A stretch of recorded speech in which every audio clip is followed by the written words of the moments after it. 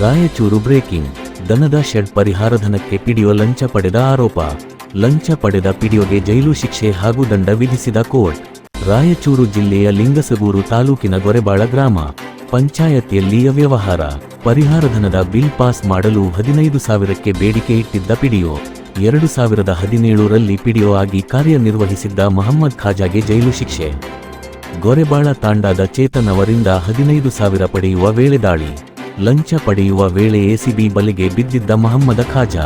ಆರೋಪಿ ಪಿಡಿಒಗೆ ಭ್ರಷ್ಟಾಚಾರ ಪ್ರತಿಬಂಧ ಕಾಯ್ದೆ 1998 ಕಲಂ 7 ರಡಿ 3 ವರ್ಷ ಜೈಲು ಶಿಕ್ಷೆ, 25,000 ರೂಪಾಯಿ ದಂಡ.